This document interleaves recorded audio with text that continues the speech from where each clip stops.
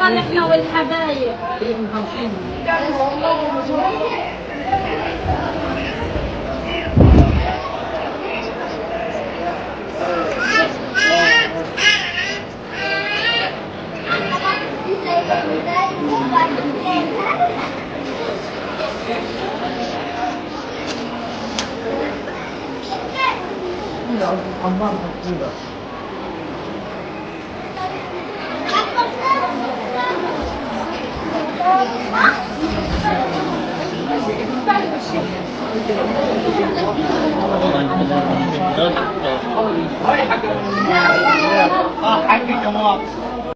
Ils mentent, ils savent qu'ils mentent, nous savons qu'ils mentent, ils savent que nous savons qu'ils mentent et pourtant ils continuent à mentir.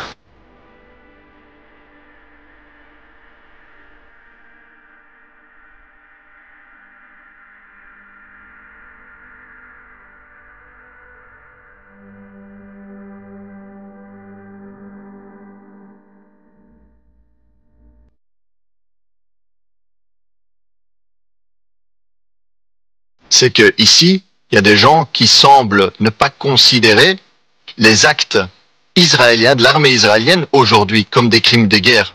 Quels actes? Parce que pour l'instant, il n'y a pas... Alors, depuis une semaine, il y a eu 724 enfants palestiniens tués à Gaza par l'armée israélienne. Israël a dit, on va couper l'eau, l'électricité et la nourriture à Gaza, 2 millions de personnes. Crime de guerre. C'est interdit. Ils ont dit, on veut que 1 million de Palestiniens dégagent. C'est un déplacement forcé. C'est interdit aussi. Et entre-temps, et on dit là, non, mais Israël, on va le faire de manière humanitaire, on va faire des bombardements humanitaires. Vous savez que dans cette semaine, selon l'armée israélienne même, ils ont utilisé 6000 bombes sur Gaza, ce qui est un petit espace. Ouais. C'est environ autant de bombes que les États-Unis ont utilisées en une année en Afghanistan. Je suis partisan d'interdire l'apologie du terrorisme. Et c'est ce que fait le PTB à votre avis? Exactement. Soyons très clairs, ce que dit M. Ducarme ici est une ignominie.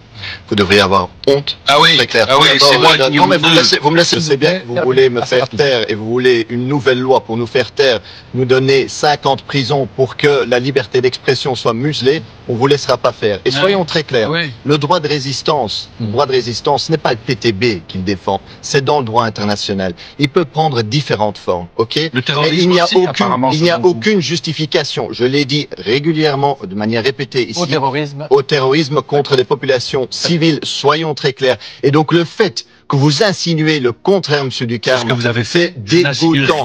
Personnes qui doivent se déplacer dans la bande de Gaza avant l'opération israélienne. Ça s'appelle pas de l'épuration ethnique, ça? Quand c'est les restent chez eux. Pardon?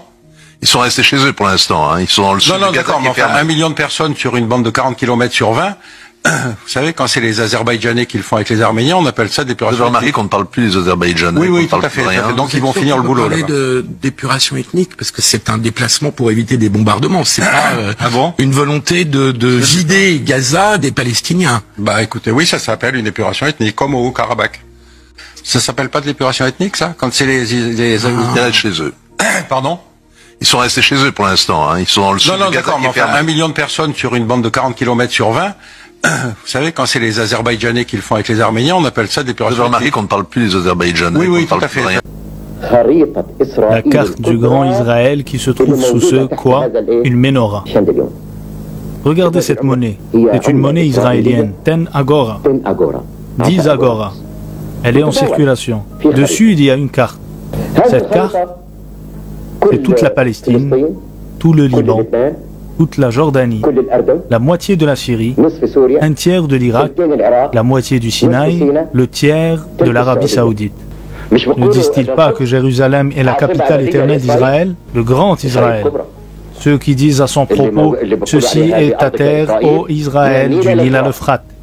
Quel est le projet de Baker? Le projet américain. Israël. Il dit non. Israël dit non à la conférence internationale et non au droit à l'autodétermination du peuple palestinien et non à un État palestinien indépendant et non à Jérusalem ou à son partage et que Jérusalem est la capitale éternelle d'Israël. Je vous dire honnêtement les choses. Alors, comme toujours, moi je me fichais perdument des 2 millions de Gazaouis. Mais honnêtement, je n'ai rien à faire de ce qu'on va devenir les 2000 personnes à Gaza qui, il faut pas l'oublier, c'est les gens qui font la distinction, 2 millions, les gens qui font la distinction entre la population et le Hamas, je crois qu'ils ont oublié certaines choses, ils sont tous biberonnés à la même haine du juif. Donc moi honnêtement, c'est après. S'ils vont aller en Égypte, tant mieux. Si on rentre... On va commencer cette guerre, David, sans savoir comment on la termine, sans savoir... Il faut avoir un objectif. Déjà, voilà, tout à fait. Déjà, pour moi, il y a un rectificatif à faire important. On va pas réoccuper Gaza, on va récupérer Gaza. Gaza, c'est la terre d'Israël. Faut pas oublier que c'est des territoires qui, pour moi qui suis croyant, on doit les récupérer. En fin d'histoire, certes, mais voilà, on y est peut-être. Donc on doit récupérer ces terres, elles nous appartiennent aussi, on doit les récupérer. On va pas réoccuper Gaza, on va récupérer Gaza. Et il y a beaucoup de Juifs aussi qui ont été expulsés en 2005 de manière dramatique, et on le paye aujourd'hui, c'est une grosse claque qu'on a pris, qui vont être très heureux de revenir dans la Gush Katif habitée. Gaza, c'est vrai que ce sera peut-être un champ de ruines, mais on peut reconstruire. C'est pas trop ça. Voilà, c'est pas trop ça, moi, l'inquiétude. Moi, ce qui m'inquiète, c'est que Israël ne doit pas tenir compte aujourd'hui de ce discours moderne. On a 3500 d'histoire, on a la Torah pour nous guider. La Torah, c'est arrivé ce drame. On va dire un mot là-dessus quand même. On vient de reprendre la lecture de la Torah qui commence par le livre de Bereshit. Rashi nous dit un commentaire très beau de parler aux nations, de dire quand on nous dit qu'on occupe la terre d'Israël ou qu'on la vole, de dire à tous ces dirigeants du monde que Dieu a créé le ciel et la terre et que la terre d'Israël nous appartient. Donc Dieu la donne à qui il veut. Donc si les États-Unis de Biden, si la communauté internationale, si l'Union européenne ne sont pas contents de notre réponse qui doit être impitoyable et si on va reprendre Gaza, ben tant pis pour eux. On ne doit pas se soucier ni des droits de l'homme, ni de la pensée progressiste, ni du mondialisme. On doit avancer en tant que juif et quand on avancera en tant que juif, on ne recevra plus de claques horribles comme on a reçu. Ça, je peux vous le dire. Entrez sur le site de l'Union européenne à la rubrique sanctions de l'Union européenne. Il y a des dizaines de pays du monde qui sont sanctionnés par l'Union européenne avec des sanctions très diverses, des sanctions militaires, des sanctions financières, des sanctions économiques, etc. Alors là, pour le coup, il manque quelqu'un. Israël n'est pas sanctionné du tout par l'Union européenne. Là, par exemple, on a une forme d'exceptionnalité qu'on pourrait vous renvoyer. Donc, je crois qu'il faut aussi raison garder. Je comprends que on puisse être, quand on est juif, persuadé que la souveraineté nationale juive unique est quelque chose de fondamental. Les Juifs ont une histoire et je la connais. Il se trouve que je suis juive aussi, donc je sais que si j'ose dire, si j'ai juste envie d'évoquer mon père, je sais ce que ça signifiait pour mon père, le fait qu'il y ait quelque part dans le monde un État juif. Après la guerre, après la colonisation française, je sais ce que ça signifiait pour lui et je le comprenais.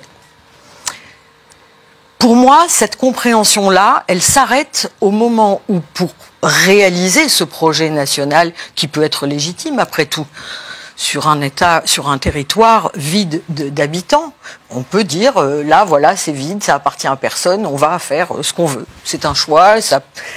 Là où ça s'arrête pour moi, en tout cas, et pour sans doute beaucoup d'antisionistes comme moi, c'est quand pour faire ça, on s'en prend à un peuple qui n'a absolument rien à voir avec toute cette histoire juive et qui est progressivement écrasé depuis près d'un siècle dans le silence. Parce que tout ce que nous venons de dire ne fait que dessiner un énorme trou au milieu de ce studio, qui est ce qui se passe aujourd'hui. Comment expliquer qu'il y a 7000 prisonniers dans les prisons israéliennes, dont des enfants, qu'il y a des tortures pratiquées? Comment expliquer qu'1,5 million de personnes vivent à Gaza, sous blocus, sous un siège scandaleux, avec, écoutez, j'ai à côté de moi MSF, monsieur MSF, avec aujourd'hui une eau qui n'est plus potable, avec... Je confirme, les conditions de vie à Gaza sont littéralement infernales. Tout ça, il ne faut pas en parler. Donc, on va parler d'antisémitisme et d'antisionisme. C'est une stratégie. C'est une stratégie et nous en avons toutes les preuves, vous et moi. Quand je dis nous, c'est pas nous les militants. C'est qui veut lire et qui veut le savoir, le sait.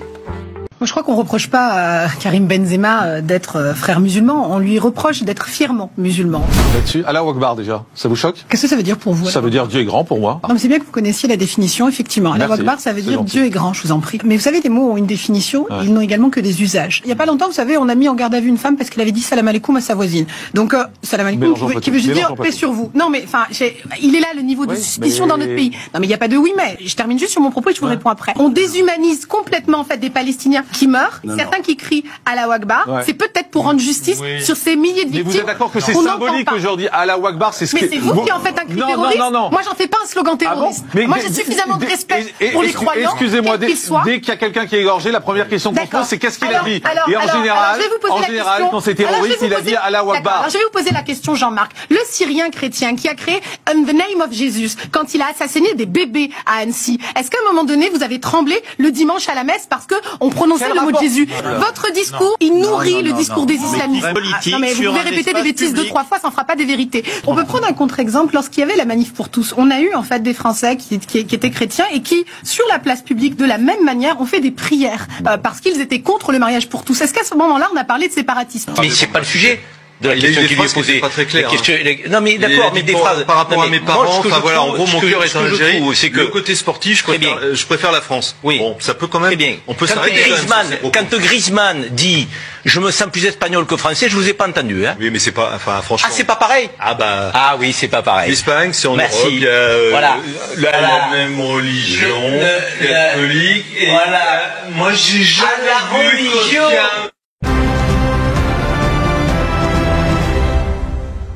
En France, par exemple, le gouvernement a décidé d'interdire les manifestations pro-palestiniennes. Ce n'est pas le cas dans votre ville. Vous avez autorisé des manifestations, notamment une qui a été organisée le 11 octobre dernier, à l'appel du Front populaire pour la libération de la Palestine, qui est une organisation terroriste désignée comme telle par l'Union européenne.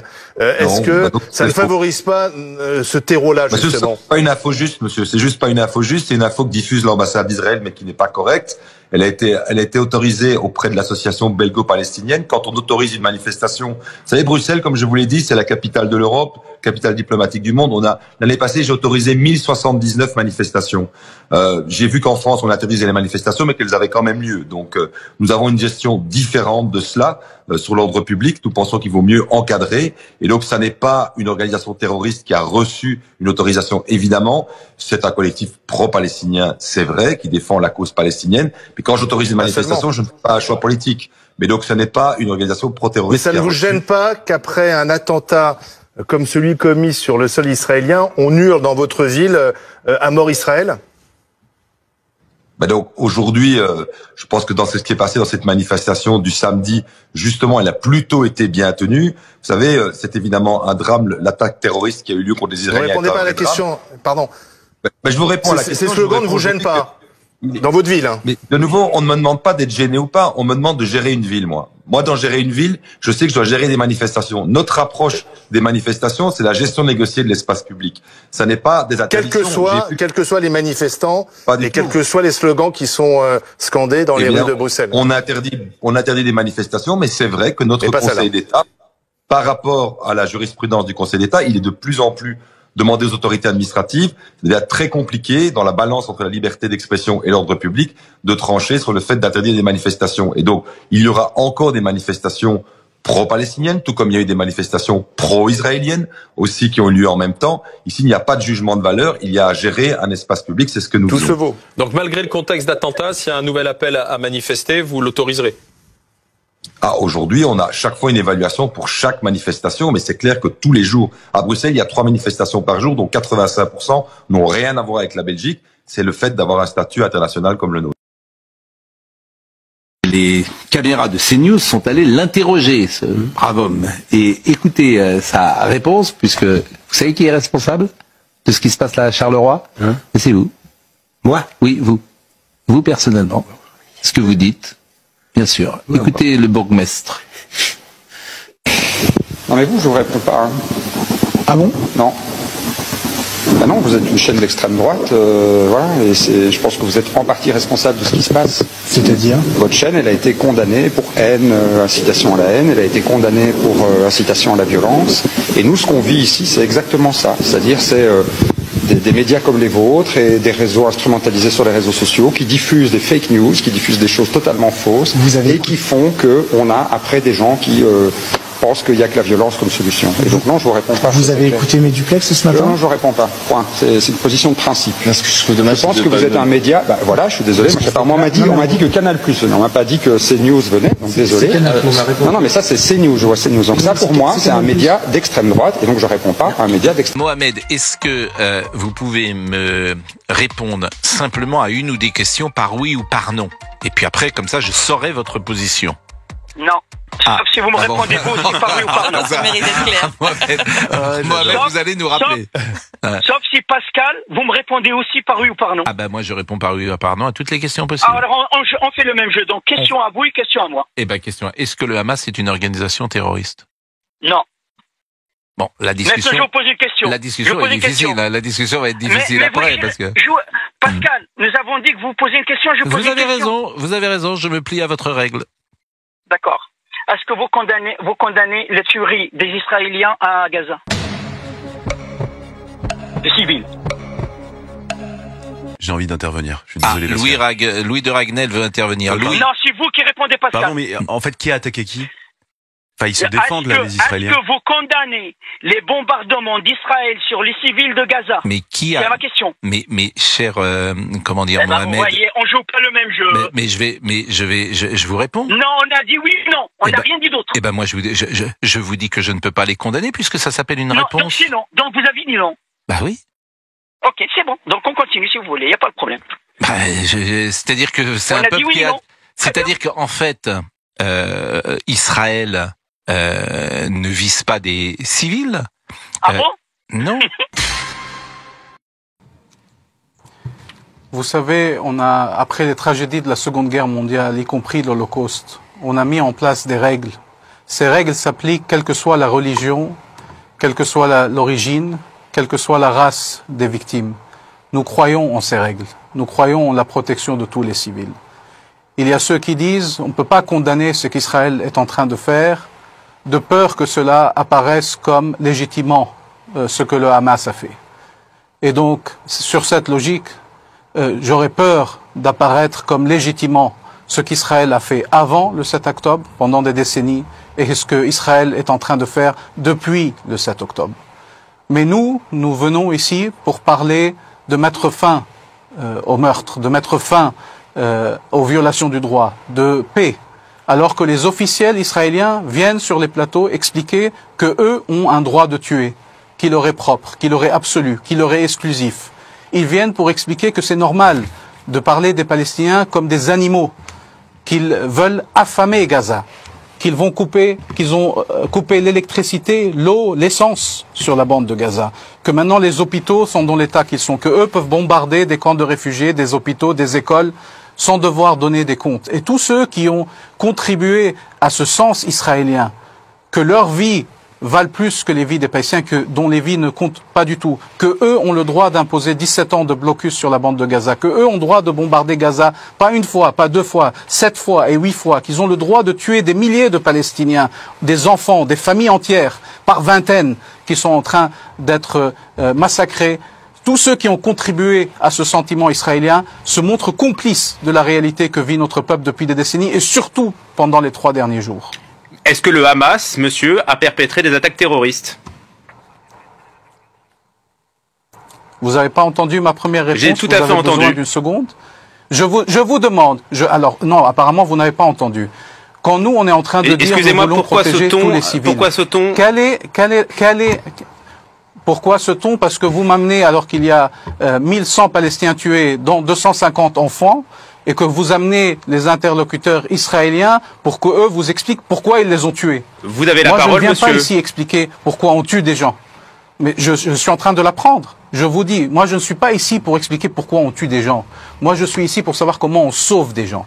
Si on explique qu'Israël, parce qu'il y a eu des Israéliens morts, il faut comprendre leurs sentiments, il faut comprendre qu'ils ont le droit de tuer. Si cette logique est suivie, alors vous aurez des gens pour vous expliquer pourquoi des Palestiniens tuent. Si certains parlent du droit d'Israël à se défendre, d'autres vous parleront du droit des Palestiniens de résister. Si certains vous disent le Hamas et le Israël, on ne peut pas les mettre dos à dos. Certains vous diront qu'on ne peut pas mettre la puissance occupante et le peuple sous occupation dos à dos. Nous sommes en train d'essayer de sortir de cette logique. Alors, les Israéliens, non seulement ils ne condamnent pas, ils sont responsables de ces actes. Est-ce que la France va contribuer à les arrêter ? À les juger, les responsables israéliens, Netanyahou lui-même, le ministre israélien? Alors, c'est pas à moi de me mettre dans le siège d'accusation. Nous qui avons appelé pendant des décennies à une solution pacifique qui mette fin à l'occupation et qui permette aux deux peuples de vivre côte à côte, que la Palestine et Israël sont deux États qui vivent côte à côte en paix et en sécurité. Donc nous n'allons pas accepter de nous mettre dans cette posture. Si Israël a un peuple, nous, responsables palestiniens, nous avons aussi un peuple. Est-ce que vous portez une responsabilité, vous, le Fatah? Est-ce que vous portez une responsabilité, vous, le Fatah, en ayant reporté l'élection nationale en Palestine qui devait se tenir en 2021? Mahmoud Abbas l'a reporté, il n'y a pas eu d'élection depuis 2006. Ça fait 10 ans qu'il n'y a pas eu de négociation non plus avec les Israéliens. Est-ce que le Fatah aujourd'hui est discrédité? Est-ce qu'il est hors jeu? Généralement, je suis pas ici pour représenter le Fatah, je représente ici la Palestine, mais on dit le ridicule ne tue pas, mais dans le cadre de cette question, le ridicule tue. Parce que vous essayez de changer le sujet, parce que vous n'êtes pas confortable. Excusez-moi, on va arrêter tout de suite, parce que vous ne pouvez pas dire le ridicule tue à l'antenne. Ce n'est pas possible, excusez-moi, Majed Bamia. Bien sûr, vous parlez des élections alors qu'il y a des massacres sur le terrain. Je parle de l'affaiblissement, de l'autorité palestinienne qui aujourd'hui... C'est pas de parler des bombardements? Vous voulez pas du contexte de l'occupation, mais vous voulez du contexte des élections palestiniennes? Vous êtes sérieux? Je vous parle je suis quelqu'un de responsable et je vous parle en responsabilité. Si vous interrompez de cette manière vos interlocuteurs israéliens, où le racisme va jusqu'à interrompre un responsable palestinien qui vous répond avec la fierté de son peuple, avec la souffrance de son peuple. Si vos sentiments sont affectés, pensez au mien quand vous parlez de choses qui n'ont rien à voir, parce que vous ne voulez pas parler d'Israël qui est en train de bombarder des populations civiles qui n'ont rien à voir. Des populations civiles qui sont tuées. Monsieur, excusez-moi, je vous parle. Venez me parler des élections palestiniennes le lendemain des massacres. Jusqu'à ce qu'on arrête les massacres, jusqu'à ce qu'on permette l'aide humanitaire. Je vous parle de politique, je vous parle de l'affaiblissement du Fatah, de l'autorité palestinienne, qui aujourd'hui n'est plus sur Gaza. Comment est-ce que vous expliquez cet affaiblissement-là? Est-ce que vous voulez continuer la discussion? Est-ce que vous voulez qu'on mette fin à cette interview? Mon rôle, c'est de continuer à parler en espérant que la parole sauve des vies. Alors, comment est-ce qu'on sort aujourd'hui? Comment est-ce qu'on sort aujourd'hui de cet engrenage? Les bombes israéliennes qui sont en train de tuer les Palestiniens ne distinguent pas si la personne est membre du Hamas, du Fatah, si elle n'est affiliée à aucune. Les enfants de quelques mois ne sont affiliés à personne qui sont en train d'être tués. Comment on sort? D'abord, on met fin au massacre. On dit que tous les civils doivent être protégés. On dit que le droit international doit être appliqué, que ceux qui le violent doivent être tenus pour responsables. On œuvre pour mettre fin à l'occupation et pour la coexistence de deux États. Pour que les Palestiniens ne peuvent pas vivre éternellement sous occupation. On a le droit de vivre en liberté. Et tous les peuples ont le droit de vivre en sécurité. Vraiment, je vous dis, c'est les bases de...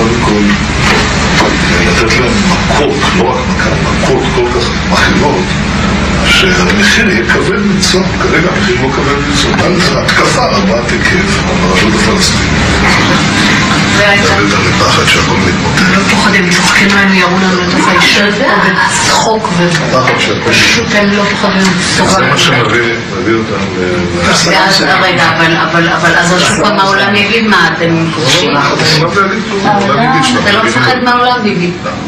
במיוחד היום עם אמריקה, אני יודע מה זה אמריקה. אמריקה זה לא שאפשר להזיז אותו בקלות, להזיז לכיוון הנכון. אבל לא יכניעו לנו. אם אנחנו עושים את זה משהו, אז הם... יש עליה, אז נניח שהם אומרים משהו. 80% מהאמריקאים תומכים בנו. זה אבסורד. לא פחדתי לתומד שם. לא פחדתי להתאבד עם קליטון. לא פחדתי להתאבד עם עולם. מה היו הסכמי אוסלו? הסכמי אוסלו שהכנסת חתמה עליהם. שאלו אותי לפני הבחירות, מתקיים בתנאי כפוף להדדיות וצמצום הנסיבות. אבל איך אני מצמצם את הנסיבות? אני אתן פירוש להסכם שיאפשר לי להפסיק את הדהירה הזאת לקווי 67. Moi, je suis totalement contre la politique de colonisation. Je pense qu'un des Là, vous parlez du gouvernement Netanyahou. Je pense que Netanyahou est un des pires ennemis de la survie de l'État d'Israël. Je pense qu'il devrait être en prison. Je pense personne n'a nui à Israël autant que lui. Il est plus nuisible encore que les adversaires les plus terribles, de mon point de vue. Donc j'espère que il va bientôt quitter le pouvoir, même s'il a pratiquement déjà quitté le pouvoir, puisque le cabinet de guerre est dirigé par 2 généraux tout à fait honorables, qui ne, d'après ce que je comprends, n'attachent plus d'importance à son point de vue, même s'il parade encore et fait son...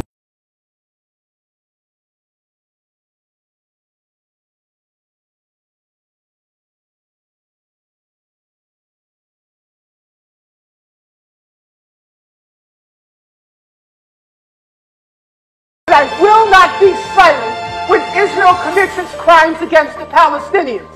And I consider nothing more despicable than to use their suffering and their martyrdom to try to justify the torture, the brutalization, the demolition of homes that Israel daily commits against the Palestinians. So I refuse any longer to be intimidated or browbeaten by the tears. If you had any heart in you, you would be crying to the Palestinians, not for what's inside.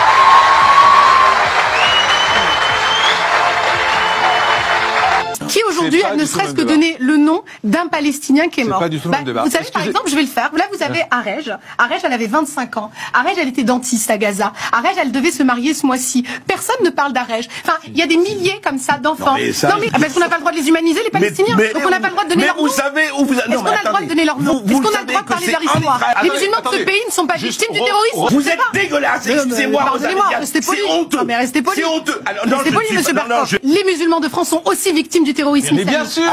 Bah oui, bien sûr. Il y en a eu au Bataclan, il y en a eu à Nice. Vos propos sont abjects, monsieur Berkoff. Et c'est ça le problème. C'est qu'on est en train d'opposer les Français. On fait croire que les Français de confession musulmane ne sont pas victimes du terrorisme. Il y en a. Vous avez le droit de pas les entendre, mais il y en a. Je crois qu'il y a aujourd'hui des Français qui sont pour la cause palestinienne, qui sont pour que les Palestiniens vivent en paix, vivent en dignité. Et le dire, ce n'est pas faire d'eux des antisémites. Et le dire, ce n'est pas faire d'eux des terroristes potentiels. Je crois qu'on reproche pas à Karim Benzema d'être frère musulman. On lui reproche d'être fièrement musulman. Parce que, qu'est-ce qu'il y a de concret derrière? Parce qu'il prie, parce qu'il fait le ramadan, parce qu'il fait le ramadan pendant qu'il est en train de jouer, parce qu'il s'est rendu au pèlerinage de la Mecque. Moi, je ne crois pas qu'on ait assigné les artistes et les sportifs juifs de notre pays, parce que je n'ai pas entendu Géraldine Nakache, je n'ai pas entendu Patrick Bruel. On convoque pas les artistes et les sportifs juifs de France en leur demandant s'ils ont de la peine et de l'humanité pour les Palestiniens qui meurent. Et je crois que c'est un jeu dangereux de le faire. Ne n'assignons pas les artistes et les sportifs musulmans pour savoir s'ils ont un peu d'humanité.